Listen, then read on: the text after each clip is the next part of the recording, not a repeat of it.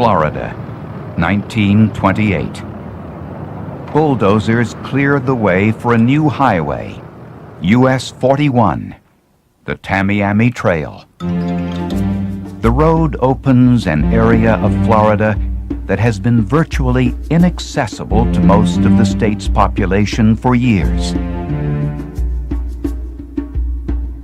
The forbidding swamps of the Everglades. In and around these marshes and bogs live remnants of a Native American people who once held at bay the combined might of the United States Army, Navy, and Marines. Thousands of lives and tens of millions of dollars were lost attempting to eradicate them. The whole intent was to wipe out the Indians totally from the southeast or remove them. If they wouldn't go, they were going to kill them.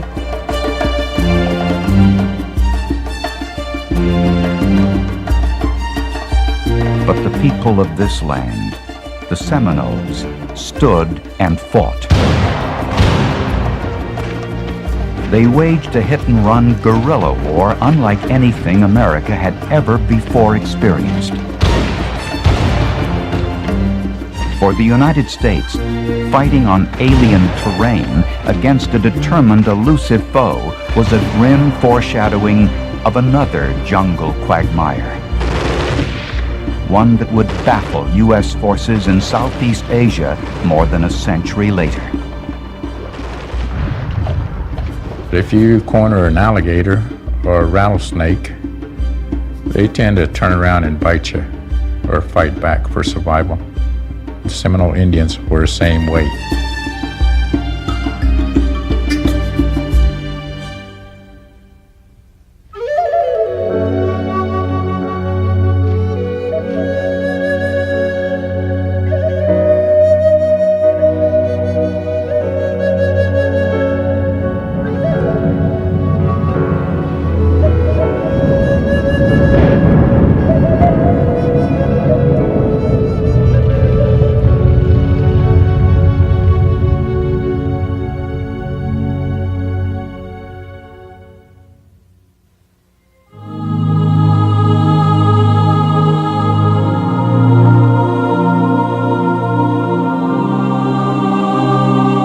Easter Sunday, the year 1513.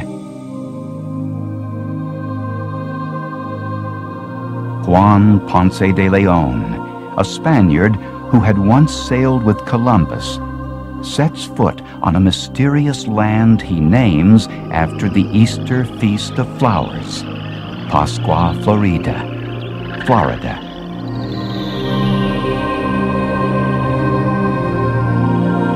Legend says Ponce de Leon was searching this land for the fabled Fountain of Youth. But in reality, he is just one of many Spanish explorers and colonizers who sailed to Florida for power and plunder.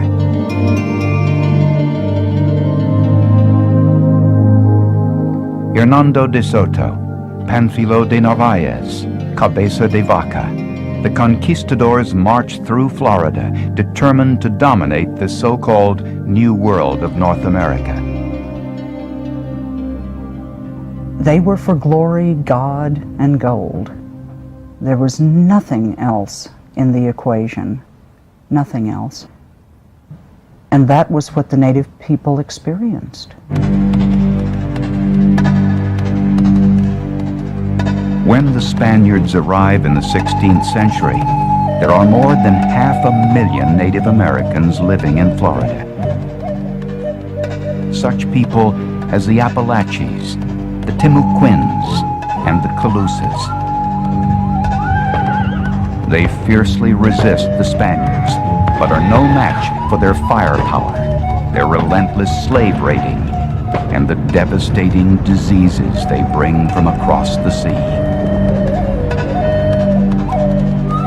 In fewer than 200 years, hundreds of thousands of Florida natives are dead.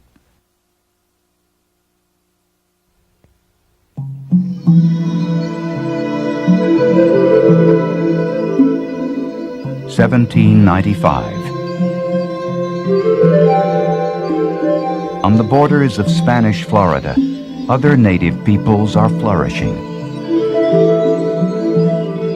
The Muskogee-speaking tribes, dubbed the Creek Indians by the British, inhabit at least 60 villages in Alabama and Georgia. But pressures from U.S. settlers have many of them looking for a new home. They join with the few surviving Florida Indians and other tribes who have migrated south to Spanish Florida. All become known as Seminoles, a word meaning renegades. So they're trying to create some coalition and trying to get along with one another, and the government then said, "You're all Seminoles," and of course some of the people didn't understand what they meant by that.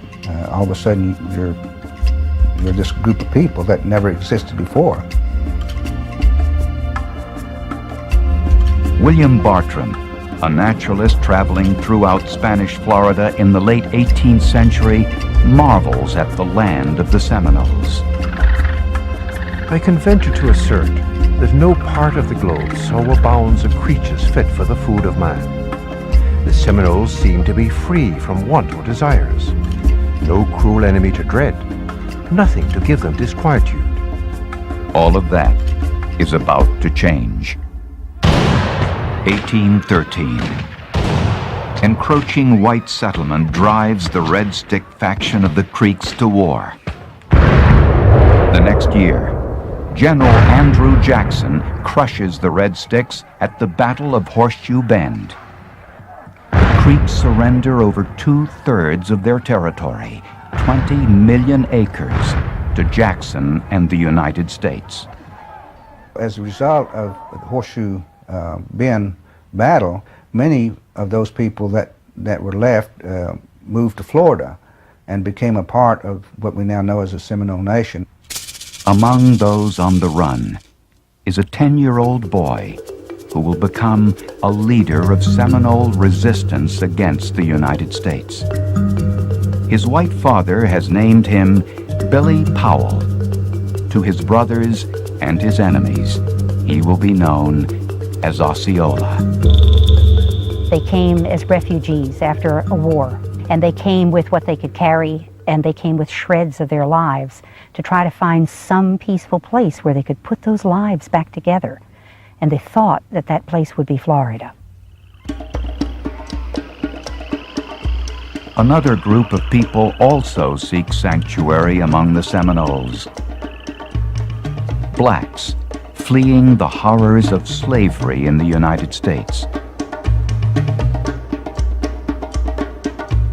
In Spanish Florida, the runaway slaves join other blacks working and living with the Indians.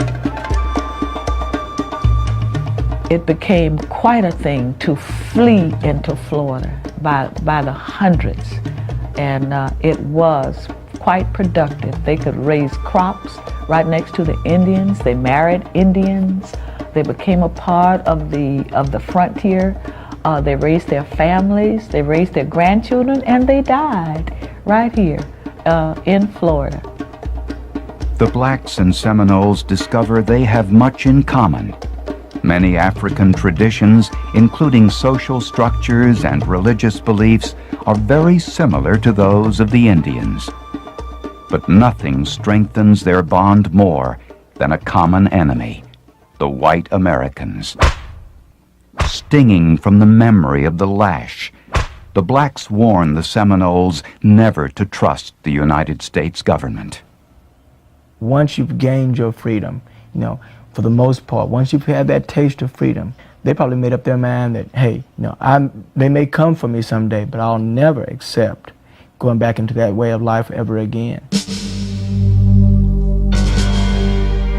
Southern slaveholders are angry that blacks are escaping to Spanish Florida.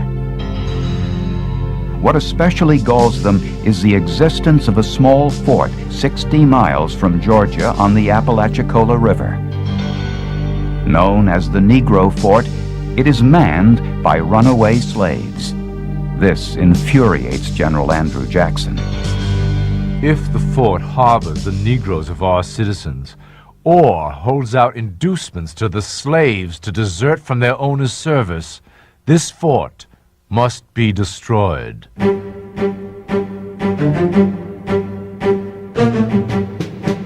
Acting on his own and blatantly invading the territory of another country, Jackson orders an attack.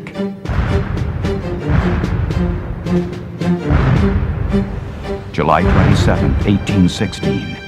Gunboats hurl 8 cannonballs at the Negro fort. None do much damage. A 9th cannonball is heated in a ship's galley and fired. The ball ignites barrels of gunpowder in the fort.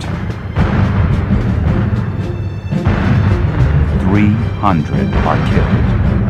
An American eyewitness writes his father, "You cannot conceive, nor can I describe, the horrors of the scene. In an instant, hundreds of lifeless bodies were stretched upon the plain, buried in sand and rubbish, or suspended from the tops of the surrounding pines." After describing the carnage at the fort, the young man adds a postscript. First-rate land can be purchased in Florida for 50 cents per acre. What speculations! If it should ever be ours, which I think will be the case. For it is not only runaway slaves who are drawing American attention to Spanish Florida. It is the promise of more land, of a strategic territory that can give the United States control of its coasts and the Caribbean. America needs Florida, one observer notes, like a body needs a foot.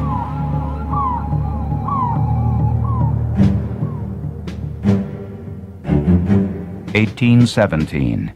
The Secretary of War gives Andrew Jackson permission to invade the Spanish territory. Once again, the Creeks and Seminoles face the wrath of Old Hickory, the man they call Sharp Knife. What could they think but he has come for us? He's followed us, he's found us. And there's no running further. We don't have any place else to go. We either hide or fight. Jackson's troops torch Indian houses and towns and seize the city of Pensacola, all without a formal declaration of war. The Spanish government, weakened by other foreign conflicts and colonial revolts, cannot put up a fight. In 1819, Spain cedes its Florida territory to the United States. Andrew Jackson thinks he has wiped out the Seminole problem. But though their homes may be gone, the people live still praying for peace. The Seminoles did want to be left alone. They wanted to be what I would consider just to live as they have lived for the past centuries. To be free. But an impatient America will not let them be.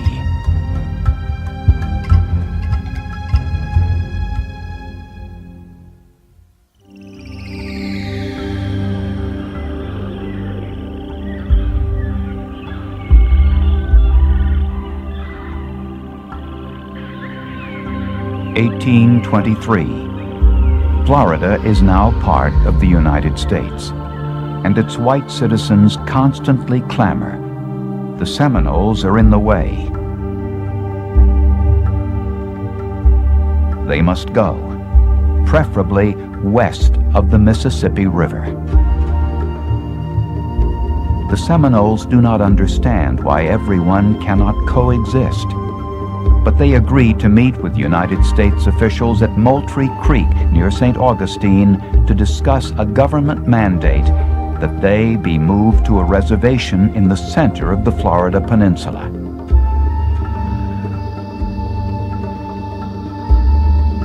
An aging head chief named Neamathla pleads to remain in his homeland. We hope you will not send us south to a country where neither the hickory nut, the acorn, nor the persimmon grows. I am attached to the spot improved by my own labor, and cannot believe my friends will drive me from it. Despite Neamathla's plea, the Seminoles say they will move to the reservation. They find their new lands harsh and inhospitable. They were reduced to just really bare subsistence, and a person starving is an angry person. A person starving is a person who has lost hope, perhaps.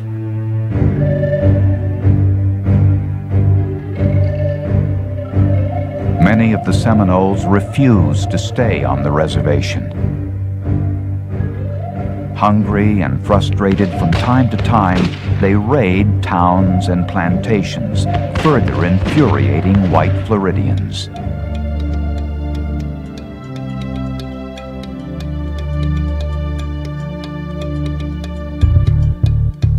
What's more, there is the burning issue that refuses to die: slavery.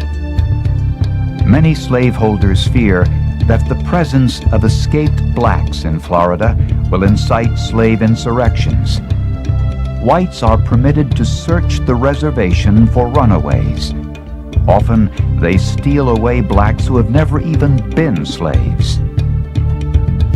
Territorial Governor William Polk Duvall warns the Seminoles.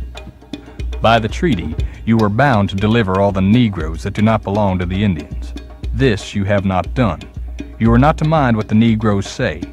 They care nothing for you, further than to make use of you to keep out of the hands of their masters. But the Seminoles will not betray their allies and friends, and the blacks are determined to stay free. This had been like a piece of heaven to them. They had built, they had harvested, they had reared their children, and here were a group of people coming in saying that we own you.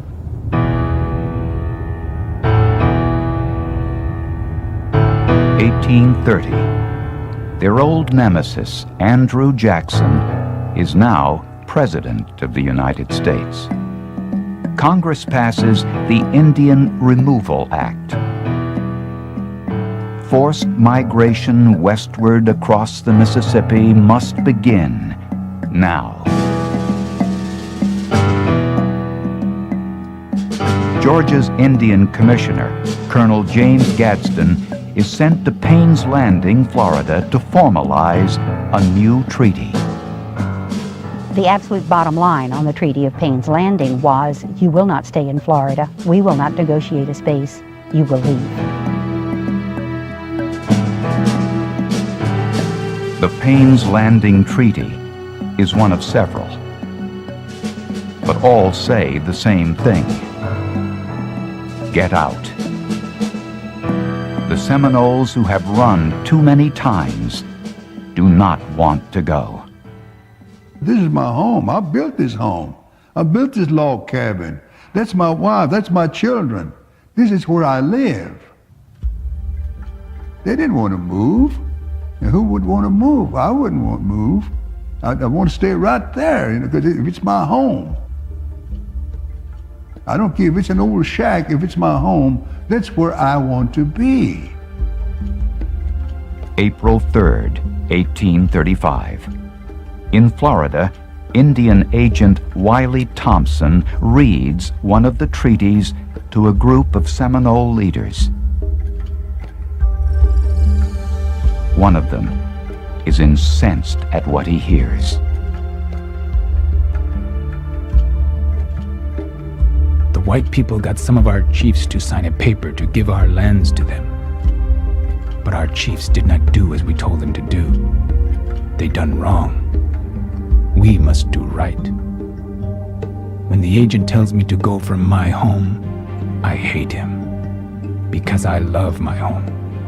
And I will not go from it. He is Osceola, the man who as a boy fled Andrew Jackson and his soldiers. Like most Seminoles, Osceola had hoped to coexist peacefully with the Americans in Florida. But Thompson's message of removal leaves him bewildered and enraged. I believe that this is the moment when everything changed in Osceola's mind. This is the moment when Osceola said to himself, Thompson will pay. And they'll see. They'll see just exactly what it means to the Indians to be pushed one more time. Although some of the chiefs agreed to emigrate west of the Mississippi to Indian Territory, what is now Oklahoma, Osceola becomes a leader of the resistance. The black Seminoles, fearful of returning to slavery, side with him. Osceola knows that only drastic action will show Seminole resistance is real. He helps plan a series of actions that will prove they mean business. Thursday, October 26, 1835. Charlie Amathla, a Seminole leader, is riding back to his camp with money the government has given him to emigrate. Osceola shoots Charlie Amathla dead. He leaves the body on the trail, the money strewn around the corpse. It is a message. This is what happens to those who betray their people and homeland. What a lot of people don't realize is Charlie Amathla and Osceola were friends. They were close. But we've got to understand that sometimes in the case of one's survival and the survival of the overall society of people, that there has to be decisions made.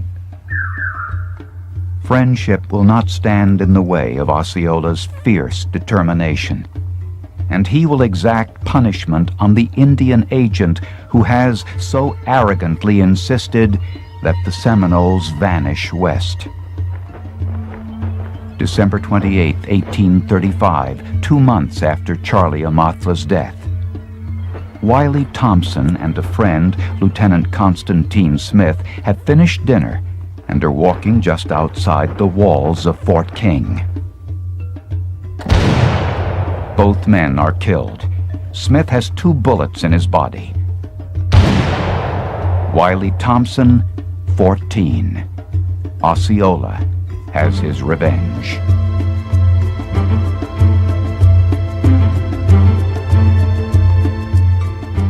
I think they just took all they could take. They went to the limit of human endurance as leaders to protect what they had, and they're simply willing to fight. But the fact is, we're going to fight to the end.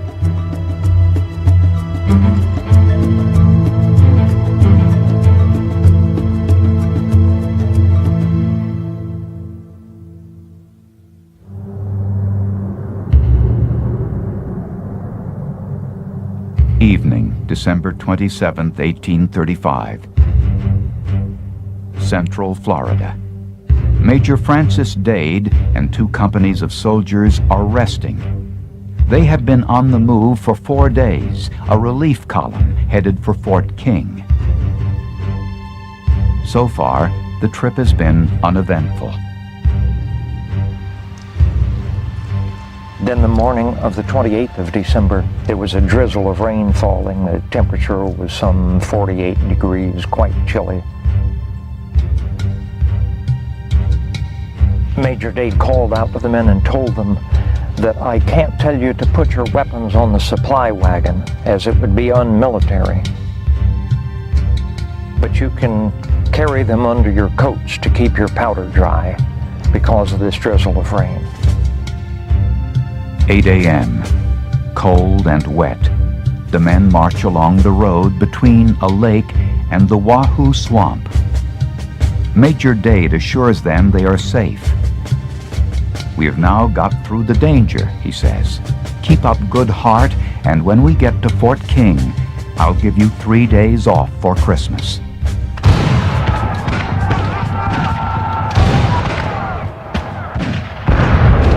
And in the next moment, quite literally, out to the north and out to the west, all alongside this column of men, what looked to them like 1,000 Seminole Indians stepped out from behind the pine trees, rose up from the palmetto,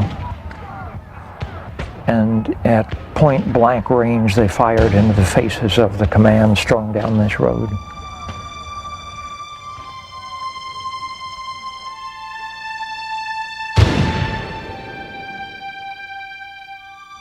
Probably close to half the command, some 100 men, fell in their tracks, either dead or wounded.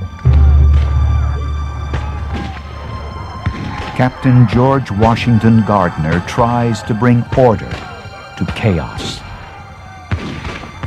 He stood in the road and swung his sword in the air, and even the Indians later recalled having seen him and heard him, and he shouted up and down this column, "God damn, God damn."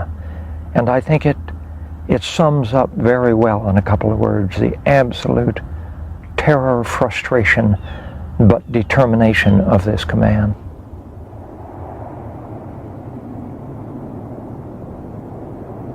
Several hours after the battle began, all but one of Dade's men are dead.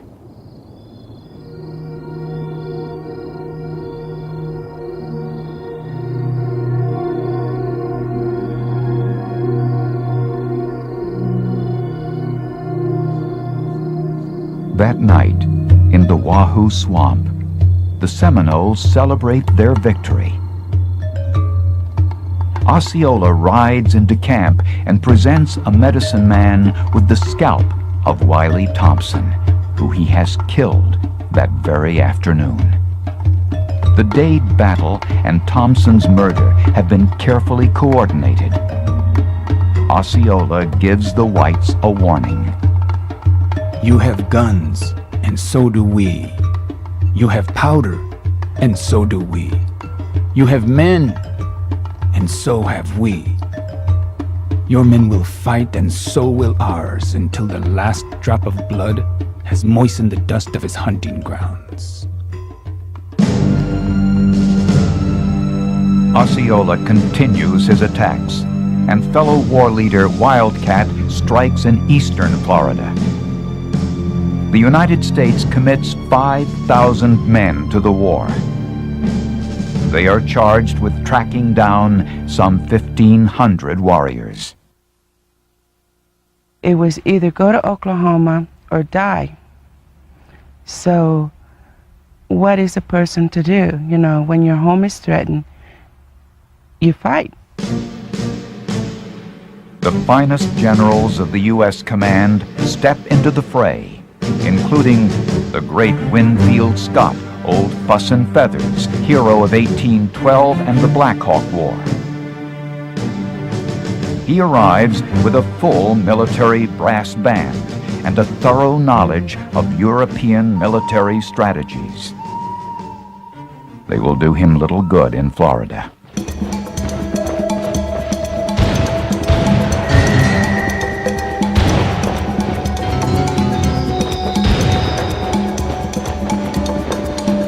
It was actually one of the first forms of true jungle guerrilla warfare that the military ever really experienced.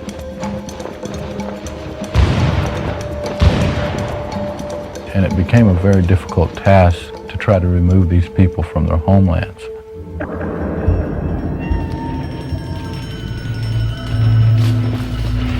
The military strides in, only to find itself bogged down in mud and antiquated tactics. The blue of their uniforms, the noise they make, The men are walking targets.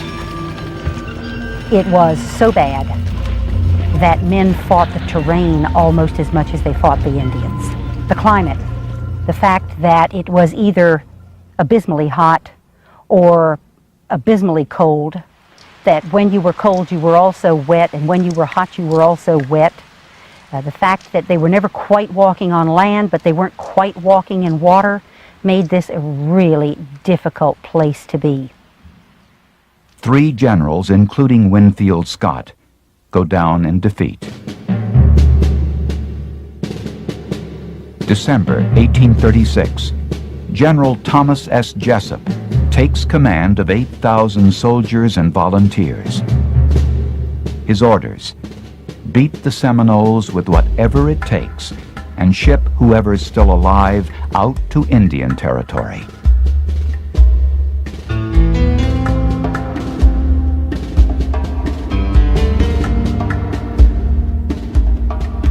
After a year of little success, Jessup decides that the only way to defeat the Seminoles is to lure them in under a white flag of truce. Tricked into believing the army wants to talk peace, hundreds of war-weary Seminoles are captured and sent west. Another violation, another lie, another way of protecting our land in a less than noble way. But to be taken over under a flag of truce was unthinkable.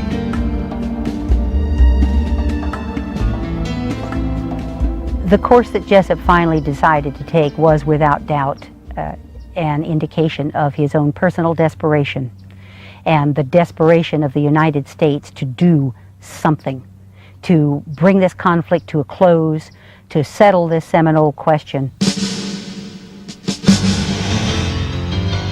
2 years of war and life on the run are taking their toll on the Seminoles. An ailing Osceola and his comrade Wildcat hope to negotiate a settlement with Jessup. But they too are duped by the false white flag. Surrounded by hundreds of soldiers, Osceola, who had stood as a fiery symbol of Seminole defiance, is now a prisoner of war. He is paraded through the streets of St. Augustine and imprisoned at Fort Marion.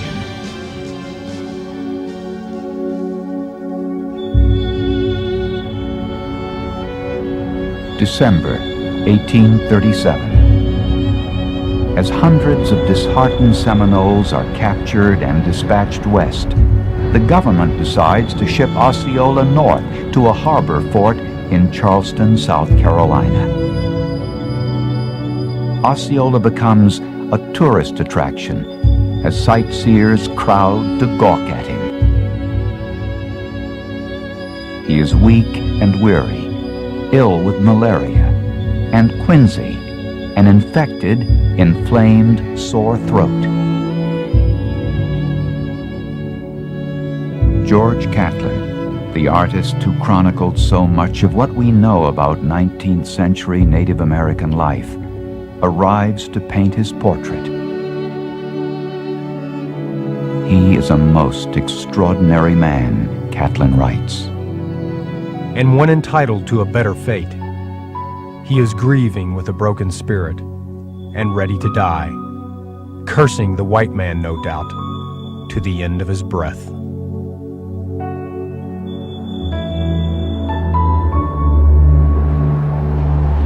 January 30th, 1838. Unable to talk, the 33-year-old Osceola signals his wives to bring him his full war dress. He paints his face, knowing that sickness is going to end his life. He shakes hands with everyone in the room, including physician Frederick Wheaton. He made a signal for them to lower him down upon his bed. He then slowly drew from his war belt his scalping knife, which he firmly grasped in his right hand, and in a moment smiled away his last breath without a struggle or groan. He was just the epitome of life for the Seminole. Very proud people, people who were tied to the land and for very spiritual reasons. A group of people who love their families and would do anything to protect and defend their family and their home.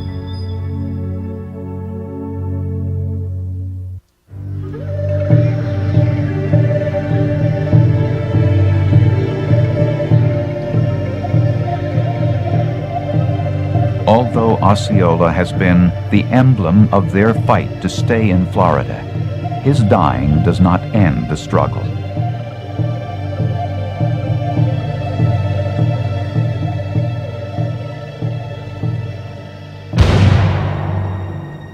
The Seminoles, both natives and blacks, vow to fight on.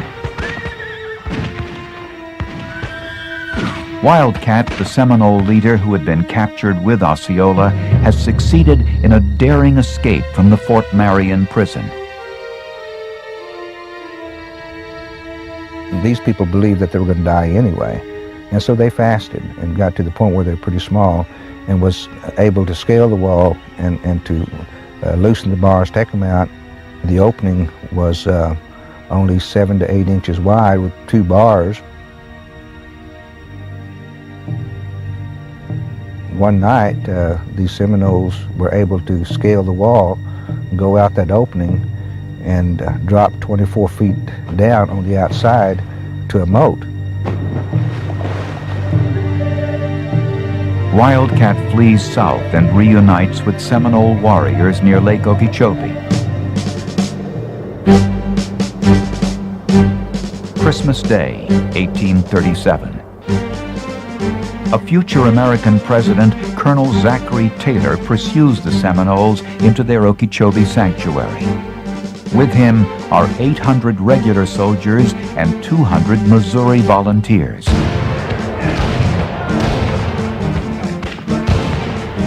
At the first volley from the Seminoles, the volunteers flee.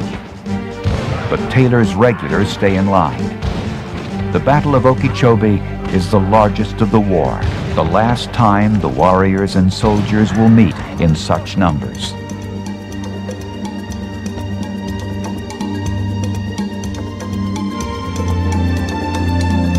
The Seminoles fight bravely, but are pushed further south, into the murky swamps of the Everglades. Nothing they do seems to stop the relentless demands of the whites to get out or die. Members of Congress protest the expense and loss of life, but the skirmishes grind on, year after year, a frustrating war of attrition. Many Seminoles cling to the hope that the United States will finally relent and let them hold on to some small plot of land. They are hungry and sick, but they will not give in. You couldn't keep a child who was under 3 years old because they had to eat. Mother's milk failed because mothers didn't have enough food or drink, and they cried. And they can be very loud when they cry. So sometimes, in order for the survival of all the other people and children, they had to, snuff the children, snuff the child that was crying. They didn't intend to, but if there was somebody real close by, they would put their hands over the mouth. And you can't really do that without suffocating your child. So that sometimes it was accidental, and sometimes they had to do it on purpose.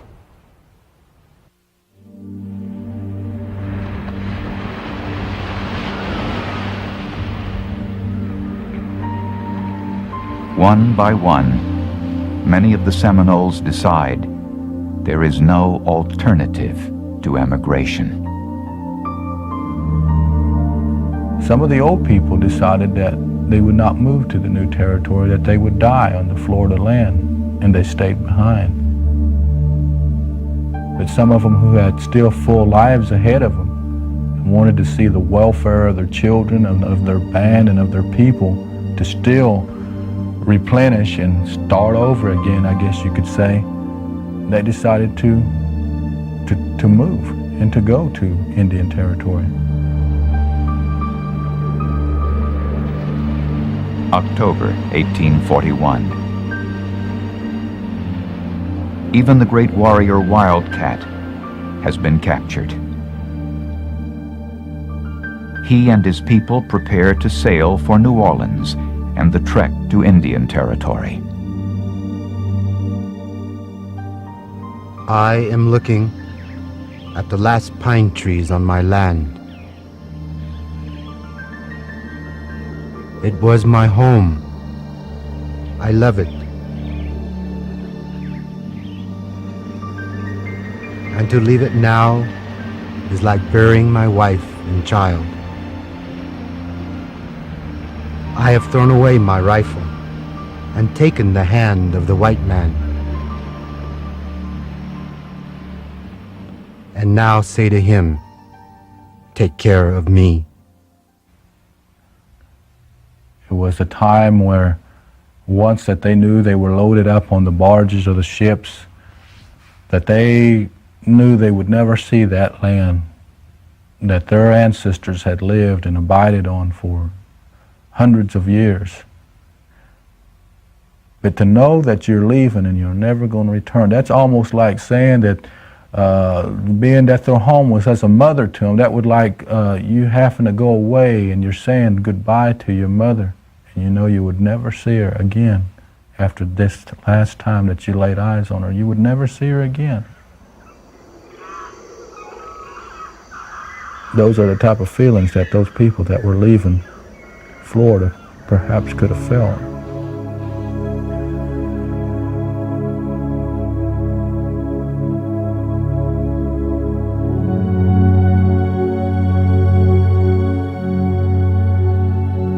August 14th, 1842.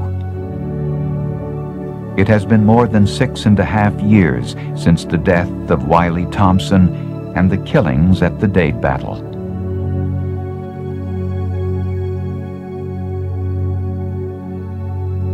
Deciding that further fighting is senseless, General William Jenkins Worth declares the war at an end.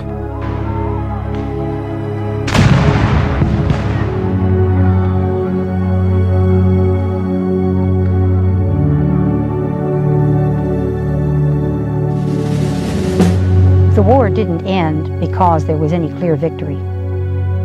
The war didn't end, if it did really end, because one side capitulated. The war ended because the United States ultimately got sick and tired of fighting it. And because public clamor was such and congressional opinion was such that the United States government no longer wished to appropriate funds for the prosecution of what appeared to be a losing war, a war which simply could not be won. And so in 1842, it was decided by the United States government unilaterally that the war would be declared at a close.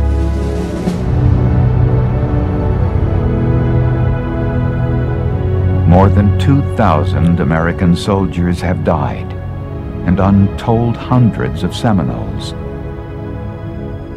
3,000 have been removed to Indian Territory.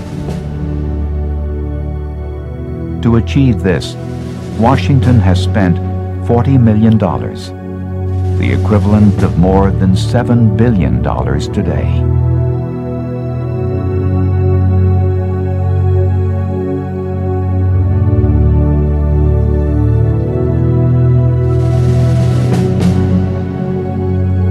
But in spite of all the money and all the bloodshed, the government never truly defeats the Seminoles.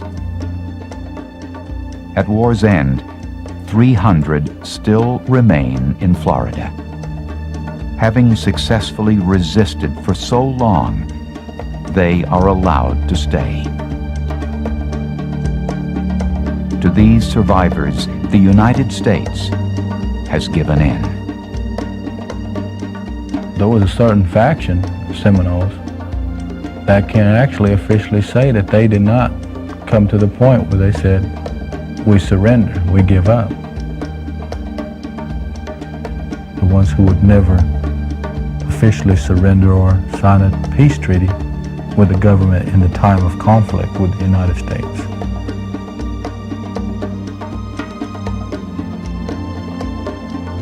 They became the ones who would be known as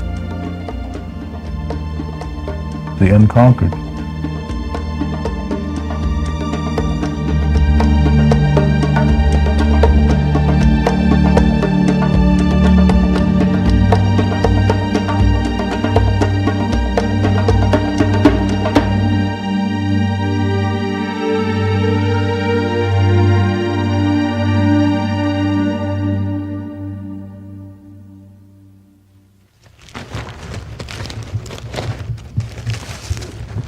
Today, almost 3,000 descendants of the unconquered Seminoles still live in Florida.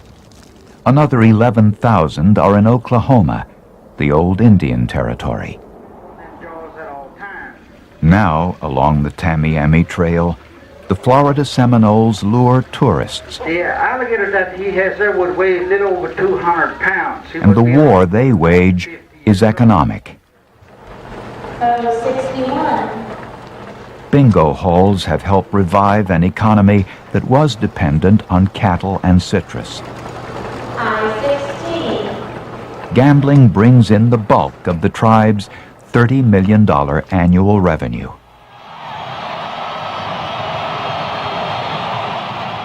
Florida State University's football team, the Seminoles, were the 1993 NCAA national champions.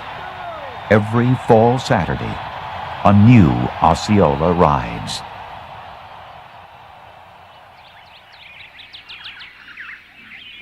But when the games are over and the sightseers back home, this remains. In the face of overwhelming military might, the Seminole tribe never died. They looked power in the face and didn't flinch. They fought back. I believe that their people and their descendants ought to be looked on in history as a people of survival. A people that, under any given circumstances, adapted and continued to hold on and to live on and to cherish life